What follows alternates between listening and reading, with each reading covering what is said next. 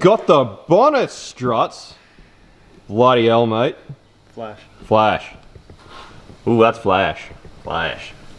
Alright, big 1HZ. Alright, what's going on, guys? Welcome back to another video. Today we're doing something that I reckon probably a lot of people would be interested in, that we have not ever done before, so probably might actually be entertaining to watch as well.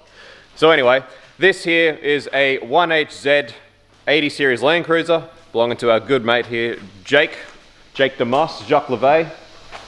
So Jake has pieced together himself a turbo kit for this thing that he reckons is a lot cheaper than any turbo kit that he could find altogether. So he's managed to just buy a whole heap of cheap parts to get this thing turboed. So obviously, you know, Jake's a really good mate. He's helped us a lot, particularly with upstairs here. He built a lot of that in for us. So we're happy to help Jake out and try and get this thing turboed this weekend. So the stakes are high because Jake's got to work on Monday. Me and Rex have got to move on Monday. So we've got to get this thing done this weekend. And you know, it's one of those things, once you start it, you pretty much got to finish it. So stakes are high, got to get this thing turboed. So I thought I'd document it pretty in depth as much as I can. But just do note that obviously this is a love job for our mate, and we've not done something like this before, so not particularly an on-song performance sort of thing, not something we would normally do. So first things first, we'll do a baseline run. What are all your... I'm betting 70 horsepower. What do you reckon? Not many. Not many? What do you reckon, Rex? We got Rex back too. He's super excited to be back. So Rex is back from night shift now. So anyway, I reckon about 70 horsepower. So we'll do our before on, and then we'll go start putting the stuff together. I'll take you through everything we got. Look at that. That's a piece of V80. So obviously when we did our 80 series, the battery was in the way of the turbos. So we didn't need the battery tray, and the 1HZ has it on the opposite side. So we donated this to Jake so that he could run a dual battery setup in this thing. So Jake got this absolutely the teen example of this car for not very much before all the price hikes. You got it for a good price from a old... Yeah, it was like 8.5 grand. Yeah. Which is pretty good for a diesel. It was like a one owner or two, wasn't it? One or two owners. Yeah, so pretty nice little thing. I've been bugging him to turbo it for ages. I used to have one very similar, but like a DX with barn doors and stuff. I always had planned to turbo it, but I never quite got there. But I do love the sound of a good turboed 1HZ, so... Alright. So, Jake's already done some pretty important stuff that was time consuming to try and help us out for this weekend. So we've got in here a water temp gauge, an EGT and boost gauge. Obviously with these things you need to keep an eye on your EGTs. But you know, although we've never done one of these things before, we do have a very good idea of what they sort of should be running at. The plan is just to whack the turbo on with no intercooler for now, and hopefully we can just get enough fuel in it with this pump to make some power. But you know, diesels are a lean burn. It's not particularly a huge deal, but we'll just see how much fuel we can get into it. Sweet. Do you know what size the standard plunger pump, the pump plungers are? Are they 10? 10 mil. 10 mil. Not compensated, obviously, it's not factory turbo. Yeah, but that shouldn't be a problem. We should be able to get a bit of fuel into it. So. Yeah. All right, let's go. Let's run it up.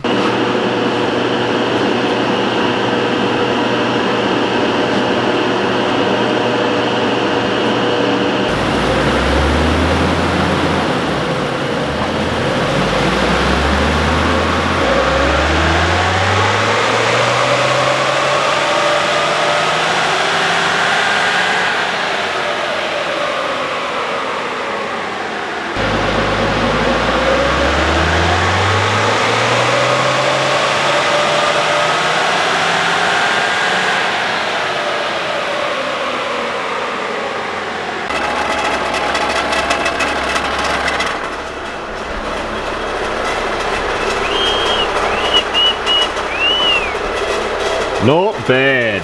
All right, so we're pretty close, around 70 horsepower, so pretty good guess. So anyway, that's our before. We'll let this thing cool down.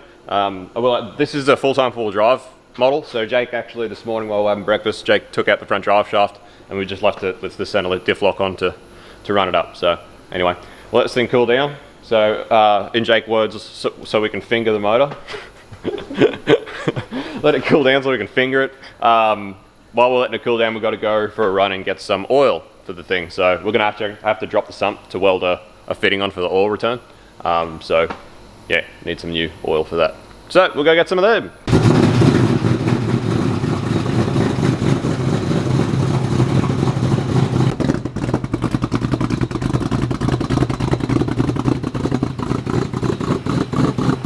So we'll move some cars around so we can chuck the big heifer on the hoist and get going. We'll go through these parts while it's cooling down as well. Alright, so we'll go through all the parts that we've got. Jake estimates at the moment, he's got to sit down and do some calculations, but he reckons it's probably around about $1,000 worth of stuff. So he's done pretty well. Over, maybe? A little bit over $1,000 probably, including the gauges, but... Everything's brand new too, mine ain't. Yeah, so it's all brand new stuff. How do you open these things? Fancy non-barn doors.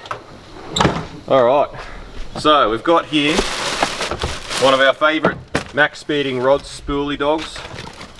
This is a CT26 max speeding rods thing. So, oh, fuck yeah. Should do the job. Once again, not looking to push things too hard. But just running gate pressure, hoping it's around sort of 8 PSI or so, because we don't have an intercooler at the moment for this thing. So we've got Jake's, it's for his gauges. Got all his piping stuff. What's this one, Jake? What have we got there? Oil return line, I think. Oil return line. Little dash 4 oil feed. Yeah, oil feed. And a few fittings for the turbo. Adapter plate for the stock manifold. Yep, so this is a bloke that actually just does an adapter plate to fit its CT26 to a stock Landcruiser manifold. Yeah, check him out on Facebook. Simpson Off-Road Engineering, 1HZ CT26 adapter. So this is going to be the hardest part of the whole process, is actually we've got to get all the studs off the manifold, out of the manifold.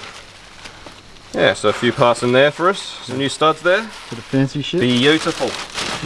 Then we've got, what do we got here? Oh, boost controller. Probably not going to need that yet, but we'll keep that aside for when we get an intercooler on the thing. See how much fuel we can get into it. Some more piping, some clamps, very good. T-bolt clamps, another adapter, reducer, flip out a gauge. Yeah, a couple of little, yeah, couple of things, yeah, gasket maker. Yep, not bad. Not bad. Couple of bolt boys, very good. And in this box, we've got our new, what is it, a Rhino exhaust? Yeah, Rhino, 3 inch straight through. 3 inch straight through exhaust to suit. So all bolt-on stuff, easy to use, easy to fit, should all work. We're hoping it should still bolt up even with this little adapter plate. I don't know where it went. There it is.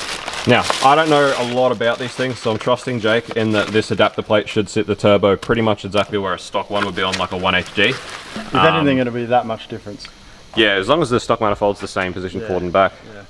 But so we're hoping that that exhaust just fits straight up and we don't have to MacGyver too much stuff. But as you guys know, I don't mind a little bit of MacGyvering.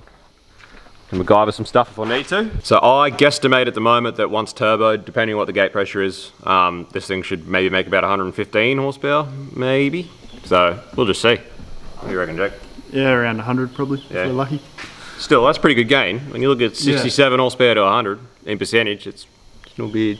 Here's our amazing $185 turbo out of the box. As with all China turbos, I'm going to do a bit of work to this gate port. There's always room to improve that. So that's going to be first thing. We'll get this rear housing off so I can port that out.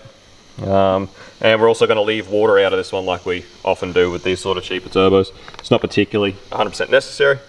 So it'll just be oil, feed and return for this one. And Jake will just make sure he idles the thing down when he needs to and doesn't just shut it off. This is a closer look at the Simpson Off-Road Engineering plate. As you can see, we've got 3 countersunk screws. They bolt it to the manifold, and that just lines up with our CT26 and bolts that on. So that makes that super easy. The kit comes with your gaskets and everything as well, so pretty cool little kit there from Simpson Engineering. So definitely check them out if you're looking to do something like this. I remember when I was looking to turbo mine, I actually had a bloke in Victoria custom make me a log manifold, which was you know, a lot more expensive and a lot more screwing around. So it's pretty cool that this works, particularly if we can make it fit with a bolt-on factory 1HD exhaust. As you see, if this all works, it's a pretty cheap way to get out of just turboing your 1HZ and just getting a little bit more juice. It's making it how it should have been from the factory. Making it how it should have been from factory, so it can actually drive up hills and stuff. Here's a good look at our Rhino bolt-on exhaust. Might clean up in there a little bit, just clean up some of them flanges, but I mean, all in all, look at what you get for how much, Jake? 400 bucks? 470. 470 bucks. So, you know, less than 500 bucks. Oh, we don't mind cleaning up a little bit of welding and flanges for that sort of money. So, obviously, we'll see. Time will tell how it actually goes, but it's pretty decent for the money. So, hello, sway bar extensions. Homemade job. Homemade job. Homemade lift kit, 200 bucks. Yeah, pretty well, yeah. Second hand. Just Beautiful. sits a little bit lower in the front, but I do have a steel bar and a winch, so that probably doesn't help. Beautiful, I love it. First things first, get off this immediate section of exhaust and make sure we can get the studs out of the manifold.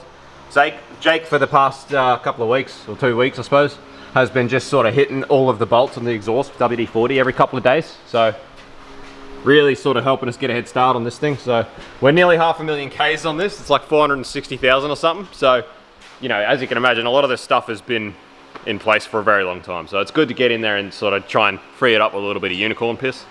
And hopefully all of it goes fairly smoothly. Number 2 out already. Oh, look at that. Fuck me dead. That's 2. 2 of them that actually just came straight out of the manifold. Just got one more little cheeky One guy. more. That's a really good start. So It's been mucked around with before. It's a different this is what was worrying me the whole time with this whole thing, is trying to get these studs out of this manifold, because we have to remove them to fit the plate. And generally, with studs that have been in a manifold for this long, they're usually very difficult. They're real prick. So that's what I wanted to do first. And Jake didn't get a new exhaust manifold gasket, so we can't actually pull the manifold off if we need to get the studs out. So we have to get the studs out of the manifold while it's on the head, and it was worrying me a bit. So this is very promising. It's looking good, because once these are out, then we're pretty right to just go ham. We know everything else is going to be sweet. So heave. We have an item. One item out. We don't need any more. Got our safety boots on.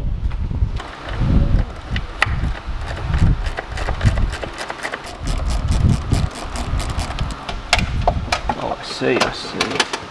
Hopefully that is going to get there. All right, number 3 is out. So we've got all studs out, relatively easy and not damaged. So we're on our way. So that's the scariest and most worrisome part over. So we'll go through and start smashing out the rest. So we'll drop the oil, start pulling the sump off. Jake will start ripping the rest of the exhaust out. Oh, what are we up to here, Jake? Scraping the surface, surface. Scraping the surface. The old diesel, dirty diesel looking dirty. Alright, so I'll split this housing and have a look at what we're working with as far as this gate port goes. Classic situation. Look how big the flap is compared to the hole. Plenty more room we can get out of that. Make this a bit more adequate in control and boost. Get on the die grinder in a minute.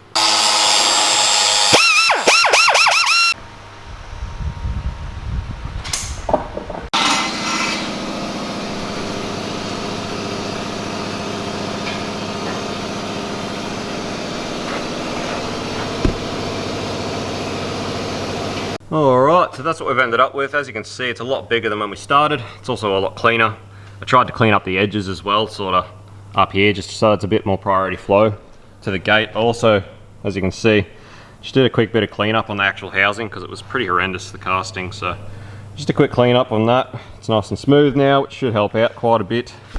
And the dump pipe, as you can see here, is a bit sad. Again, it's just cheaply manufactured stuff. So it's just a matter of having a keen eye for this sort of thing and fixing it up. So I'll get into this with a die grinder as well and clean up around this flange where it's welded to the actual dump pipe. So I'll clean up our gasket surfaces and mating surfaces, and we've got our countersunk bolt heads for our Simpson off-road engineering adapter plate and our OEM crush sort of gasket, which goes between this and the manifold.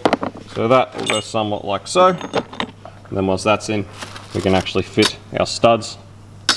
It will be good to go. So a few standardized China issues. The old fitting doesn't actually fit because that contacts the front housing, so just got to grind that edge down a little bit. We'll make that work. We made an extra, it only came with one plate to block off water, so we've made another one. So we're just going to block off water for this one. So I'll grind this down and get in there, and it'll be getting alright, but we're getting ready to start fitting some stuff up. That's better. So the stock manifold might be a bit hard to see because of the light here. I hate that skylight with a passion. But anyway, the stock manifold actually has a receiver groove for this ring. So old Simpson Engineering recommends some RTV on this ring into the receiver groove, and then this bolts in with the pointed end facing away from the engine. So the old CT26 is a bit of a weird thread for the dump pipe, so we had to sort of improvise and use some threaded rod to get the dump on there. But Jake sorted that out now. Just going to trim it up with one of our new little trimmy tools. Yeah. We've never used them before. We bought them. I don't know, we used to cut this up heaps when we were rigging, so we're pretty good at cutting it so that you don't need, like that, you can just wire nuts straight on. But these, they just look so much better once you clean them up with these. They look hella legit. Anyway, I've been working on the sump.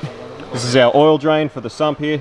So this is what Jake actually, the contraption Jake conjured up for us. Hold on, just gotta find it. Here it is. So this right angle fitting actually came with the Kinagawa line kit. And this is what Jake got from NZ to try and weld it on, and I'm not happy with that at all. I don't like it at all. I don't even know what that's made of. Some sort of steel, but it looks like it's been zinc coated. It's not going to weld nice, so I've decided to change that up on Jake. We're going to just go for a -10 push lock with a -10 weld on, wherever I put that as well. Got schneet everywhere. All right, I found it. So -10 weld on goes on there. Then we just got a -10 push lock.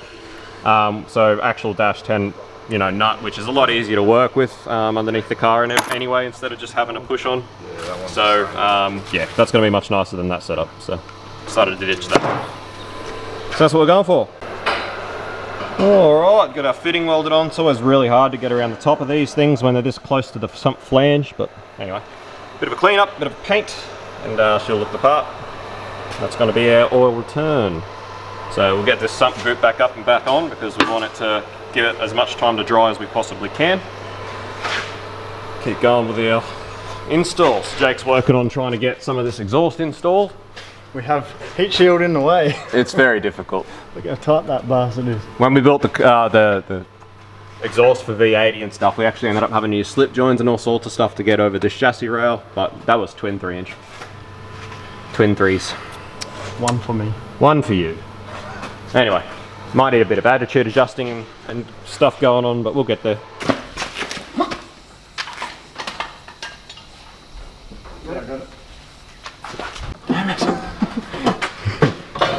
So trying to get this exhaust to fit has not been much fun or successful.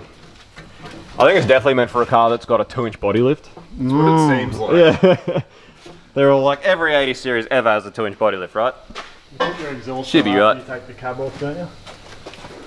It's almost seeming like we're gonna have to fucking jack the cab off the chassis to get it in. We're not doing too bad though. It's currently 1:45 on Saturday, so we're doing alright.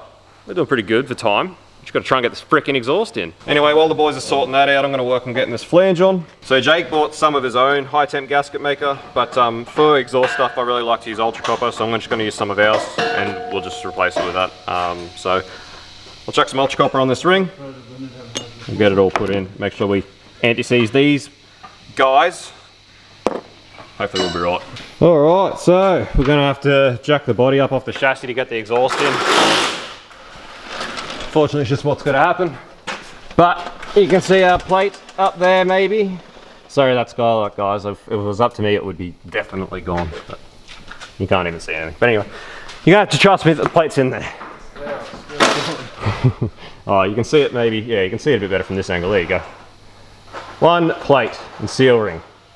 Plenty of ultra copper on it, so. There goes the mount. The whole car. One of the mounts fell off.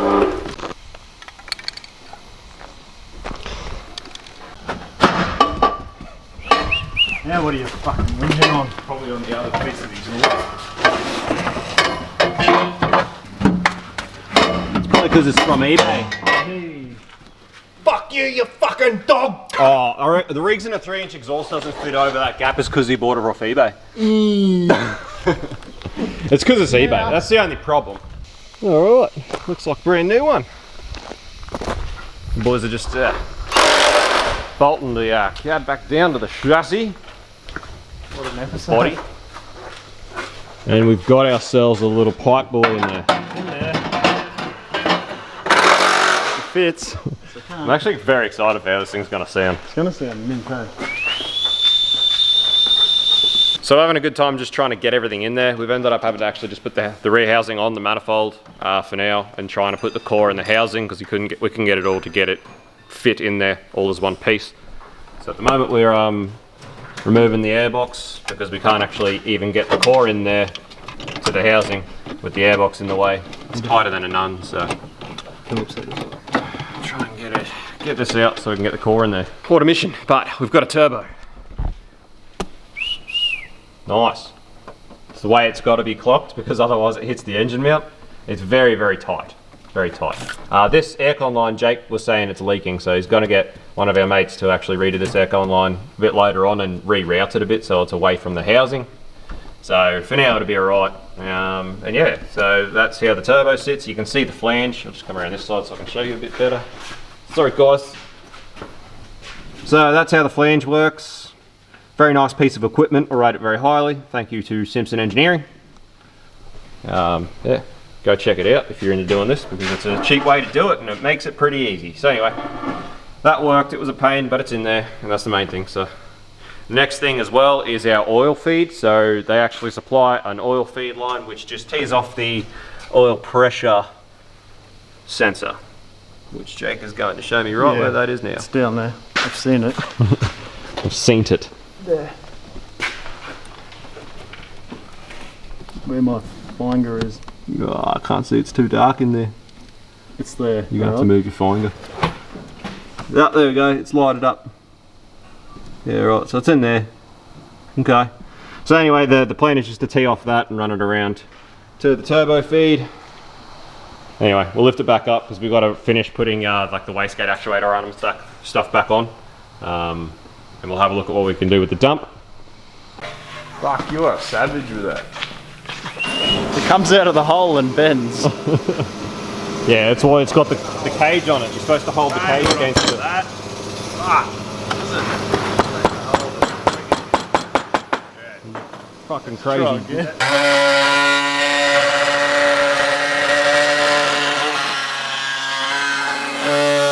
You missed the line a little bit, eh? Look at that. Looks like a brand new sump in there. Holy shit.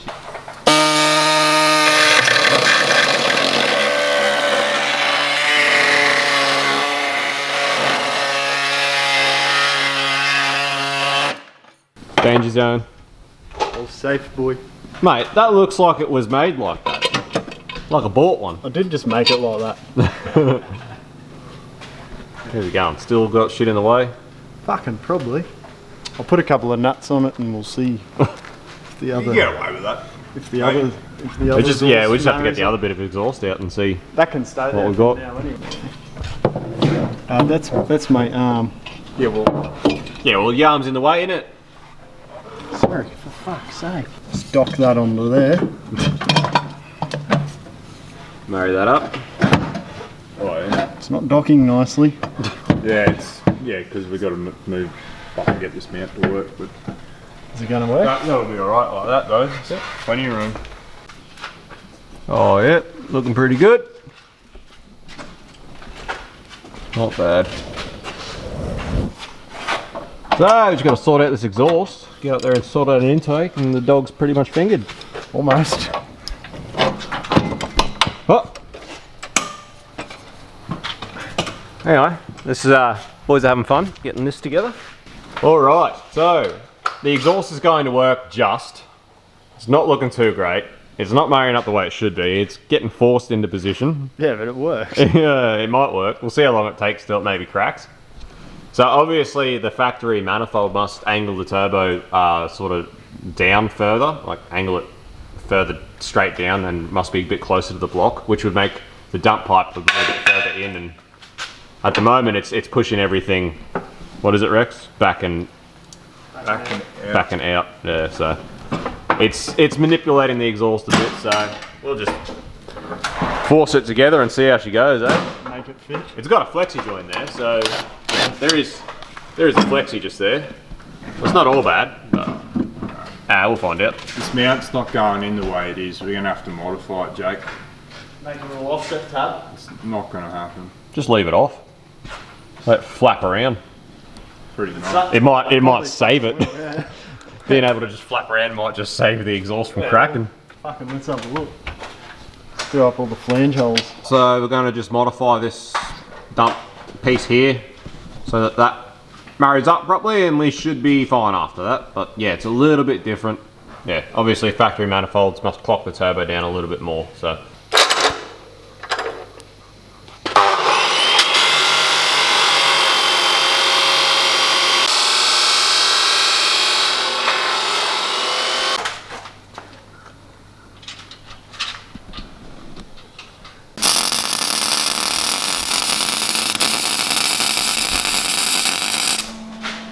eBay exhaust. eBay exhaust.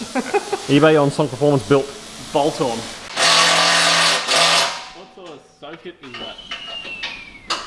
that? Nice and much better. I've got LEDs to go in the middle. Alright. Take two.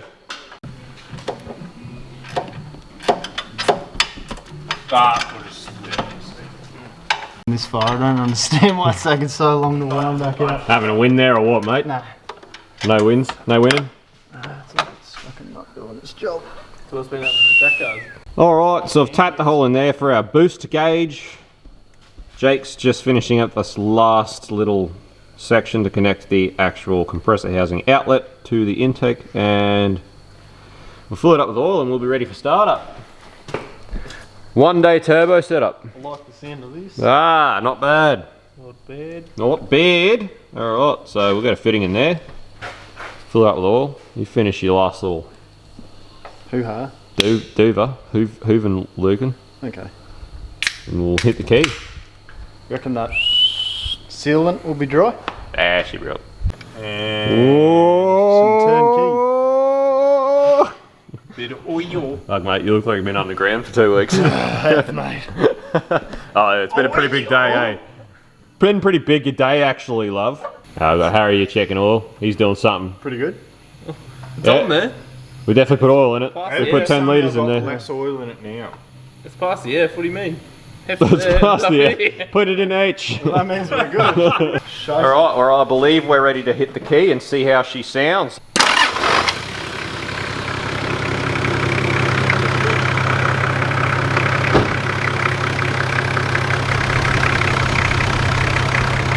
We are A-live. Yes.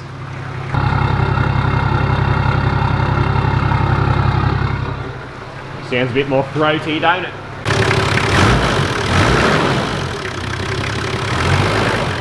What us? I don't know if there's any boost.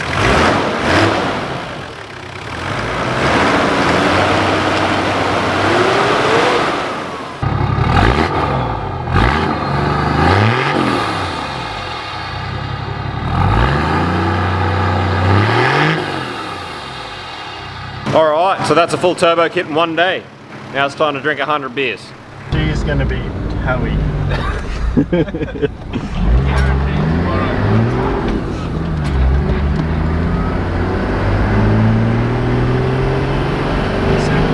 Not making much boost. £7. So there you go, guys. Rolled in this morning, bog stock NA, and by night we were driving to the pub to get a Bondlow run. So it's all good. It's running about 7 psi on gate pressure. Obviously at the moment we've got no extra fuel in it, so that'll be tomorrow's job, get it on the dyno. Jake's got that boost tee there, so we'll see what the fueling's doing.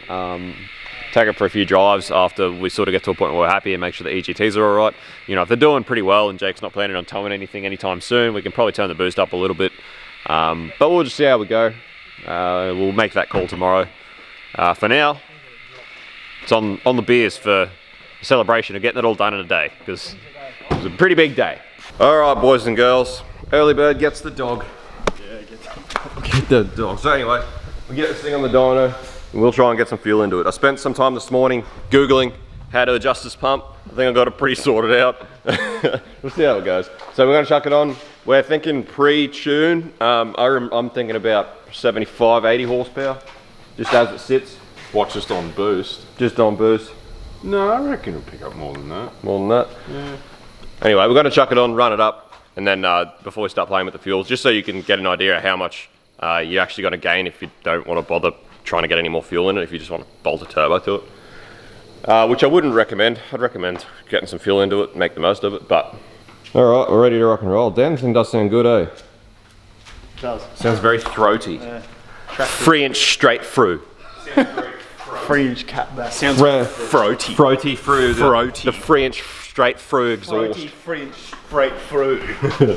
Alright, so let's see. What did we reckon I was running last night? 7 PSI. Yeah. Yeah, that's what we kept saying. Sweet as. Alright, well, let's run it up.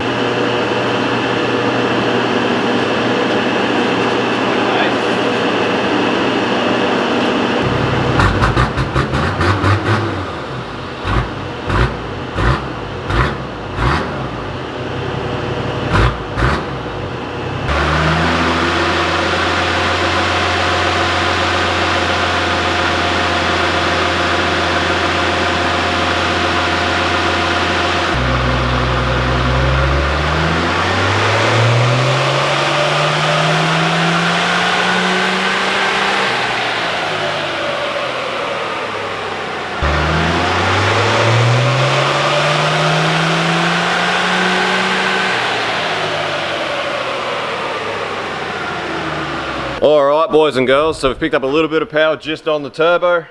We're sitting at 80, 83, 81, which is about where I thought. So it's a little bit more than I thought actually, so that's pretty good.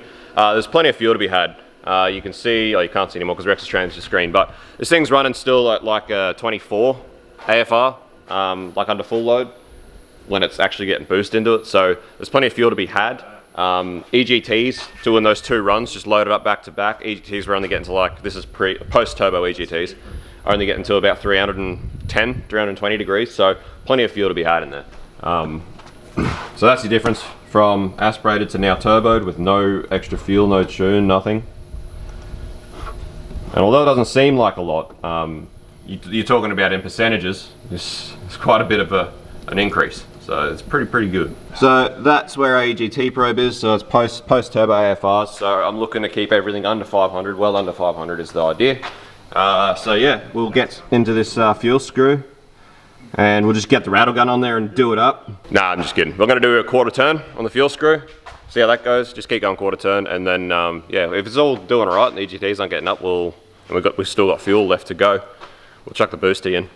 It is looking like it's coming up to boost, and it's sort of spiking and then sort of dropping back down. So we're getting 8 PSI, but then it's dropping back down to sort of 6 as we get into it. So usually that would indicate a back pressure issue or a backup of air in the pretty much run out of housing is what would normally indicate on a petrol car. That being said, as I said at the start of this video, this is still very new sort of territory to us, this diesel stuff. So we know a little bit, we know enough to sort of help Jake out, who's a mate. But yeah, it's fairly new territory to us. So. Jake the diesel man, the diesel mechanic.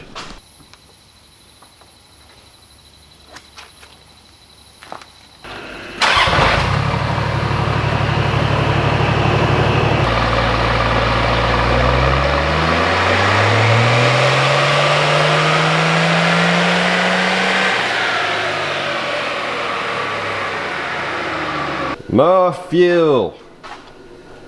It's a fucking prick of a spot, eh? It could be worse. Also, I don't think I showed you guys the finished oil feed setup, so I'll show you that once we've got another bit more fuel in there. It's gonna be a weapon, but mate, absolute weapon. I bet you it's because of that ported housing. It would have to be. You can definitely tell it's got a ported housing for sure. Yeah, you can, yeah. Alright, so it's a bit hard to see, but I showed you this before I put it in, but that's where it is. We just got the stock sender back in the top, feed comes out the bottom, simple as that. It's pretty simple setup. Anyway, try a bit more fuel now. What was that? Caused you a lot of pain. Yeah, a lot of pain. A lot of, yeah, that. Alright, look at this. We made our honey horsepower, mate. Fuck yeah. Congratulations, you're the owner of a 100 horsepower turbo Landcruiser. Sick, mate. Off tap. So anyway, that was a fair bit more fuel. What did you reckon you're estimating? About 1 turn, I think. About 1 turn? Yeah. No worries. So you can see down here, we're running down to, sort of 19, 18 AFR, which is a little bit richer than you'd normally go for. But that being said, did 2 runs back to back here, and EGTs pretty much stayed at a steady sort of 380 degrees. So obviously that's not a great indication because it's a pretty short ramp, but what I'm going to do now is chuck it in steady state.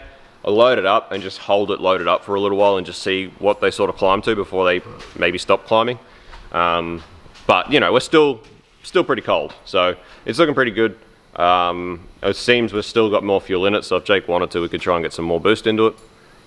Because if the EGTs get too high in steady state, instead of backing the fuel screw back out or back in, we can just put some more boost into it. Sounds good. So we'll do that. We'll go with that. So we'll see what EGTs do.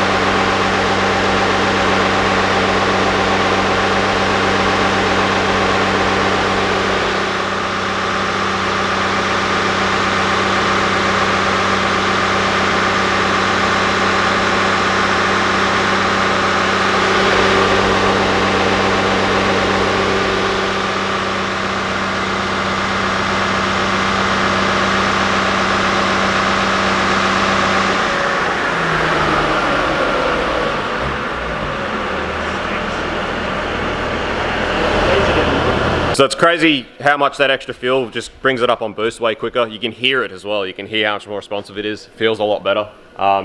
But yeah, you know, that's sort of loaded up a fair bit, about a minute. And yeah, we're sort of getting to 430 degrees and it's still sort of climbing. So like my understanding is with these things to try and not run them anywhere sort of below around that 20. So what we've decided to do, we've got the boost T here, rather than wind the fuel screw back out or back in and pull some fuel back out to try and get the EGT sort of better and maybe you know, keep the thing a bit cooler. We figure we'll leave the fuel where it is, we'll use the boost T, we'll try and get a bit more boost into this thing and achieve it that way. That way, in theory, we should make around the same power, but just a little bit more boost, which means a little bit leaner, which should mean you know, just a little bit nicer on their EGTs. So anyway, again, the dyno is not a great indication. You really need to be out and have this thing, you know, loaded up going up a hill to really check and see what they're going to do. So that's going to be the way it goes. But anyway, Jake's a pretty switched on bloke. He knows how to adjust his fuel pump now. So, and he's going to have the fuel T. So, you know, if he's driving around, he's got the correct gauges to monitor it. If he notices it's starting to get a bit too high, a bit too hot, he's got the means to sort of change it. And he's always welcome to bring it back here and chuck it back on. Sweet, thanks mate. No worries. So while I was putting the boost in, Jake actually cleaned out the air filter, which was pretty filthy. So we've got our boost in here. We just left it wound all the way in for now, and we'll see what sort of difference we make just with having the boost there. On petrol cars, well, what we normally find with the boost is even when they're wound all the way in, we sort of see usually sort of 2 PSI difference. So.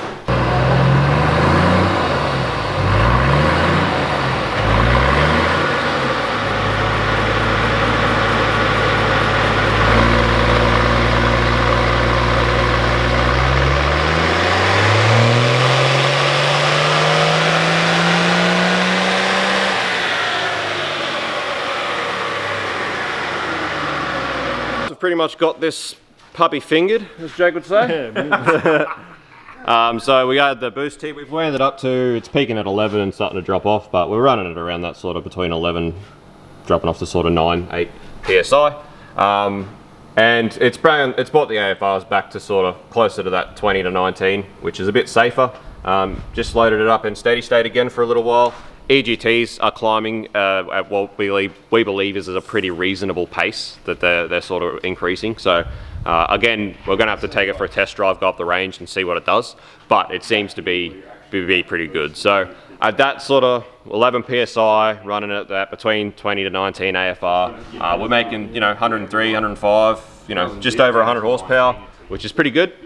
You know, that's considering you're looking at what it came here at 67, it's pretty awesome. So I'll switch this over to power and torque so we can actually get a good look at the difference. So here is the difference when it's all said and done. So this is how it came here. We're going, you know, what, 67 horsepower and what are we, 150 foot-pounds of torque, and we're up here now, you know, much more usable sort of power. This is going to be much different to drive. Over 100 horsepower and over, you know, we've picked up freaking 100 foot-pound of torque. That is going to be significant. It's gonna be good. Yeah, this is going to be very different. All in a day's work, plus a tune. But you know, If we were a bit earlier, if we didn't have to go get oil and we were a bit more onto it, we probably could have got it done in a day, but still pretty impressive. All right, so we'll get it off the dyno. We'll take it for a run down the road, eh? We'll go. Sounds good. If you want, we can go down the bottom of the range and then come back up. Yeah, sounds good. All stick it up appropriately, and I'd just like to point out that Simpson's Off-Road Engineering's little plate made this whole process as easy as it was, so definitely go check them out. Beautiful. All right, so now we're going to go down the bottom of the range so that we can drive back up to the top of the range. Yeah. Nice. I'll grab my sunnies in my wallet. We've got one very excited Jake. Whoa. It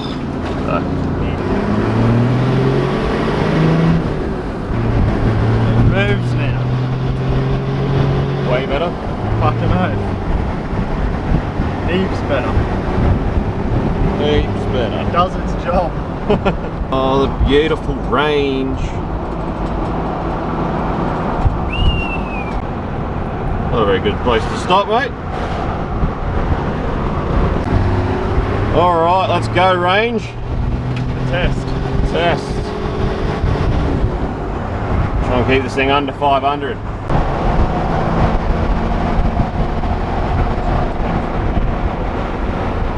That's sitting fucking pretty reasonable if you ask me. What are we at, sir? 360. I'm in fourth alright. gear, like loading it up. What's water temp doing? 80. Happy days. Sure ain't a TD. That's proper loading it and it's sitting at 360, Ah, we're 370. fine. I guess someone actually might know how to tune diesels. 380. 380. I'm still happy with that though. It's still fucking nothing. That's fine. Break the 400. Well, that's fine, I think. I should clear that up, everyone. I think that's fine because I don't actually know. It's better than my patrol would ever do. God, I've got a just touching 400. Yeah, water temp's 81, 82, which is what it did on the way here before it had the turbo. So, all in all, I'd say that's pretty damn good. Happy with that. All right, boys and girls, so that's pretty much a wrap. Jake's just got to put the front drive shaft back in, so it's back to its, full-time four-wheel drive, 80 series stuff. So that's how you turbo your 1HZ in a day and make significant power and torque increases. So, yeah, he has. So Jake is, he reckons, he hasn't worked it out exactly, but he reckons this whole kit that he's put together cost him just over, probably a smidge over $1,000. So $1,000 in a day's work for those sort of gains is pretty awesome. That's pretty impressive. So that's good. As it's sitting, it is getting sort of fairly high in the EGTs, loaded up in top gear on long hills. If it was something that was going to be regularly towing, a heavy load or something, I would probably not be inclined to leave it the way it is. But Jake's had turbo diesels before. He's pretty switched on. He knows what to look for. He knows what to adjust if he needs to, and he doesn't use this thing to tow at all. So it's actually his Mrs. Daily. So that's pretty much it. So I hope you've enjoyed watching. This is something a little bit different. It's been fun to hang out with Jake and get on the beers and turbo this thing and have a bit of a dabble in some diesel stuff. So that's cool. So thanks for watching. Do me a favor and smash the like button. Lets everyone on YouTube know that we're really good guys and that everyone should watch our videos. And smash subscribe if you'd like to stick around. And we'll see you on the next one. Peace out. See you. Bye. Alright, what's up guys? Just a little bit of an update, seeing as I've had time because I've been moving house. I haven't had time to edit this video. So I'm at my new house here, new place. Hopefully you can hear me because the cicadas here are so ridiculously loud, like they're piercing your ear. But anyway, Jake actually had to turn the fuel down a bit. He reckons at high speeds the EGTs were a bit too unstable, so he pulled a little bit of fuel back out of it. But he also reckons that fuel economy is much the same. There's not really been much change, which is good. So no more, no less, but at least it's not anymore. So the plan at the moment is to try and intercool that thing in the new year so that we can just wind some more boost into it and get some more fuel into it again.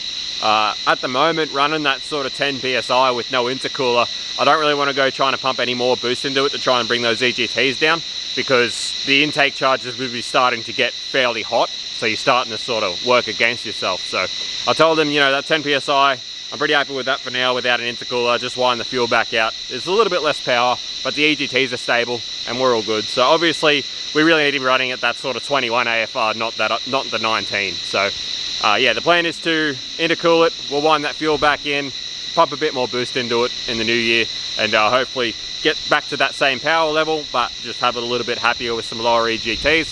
So that's the plan.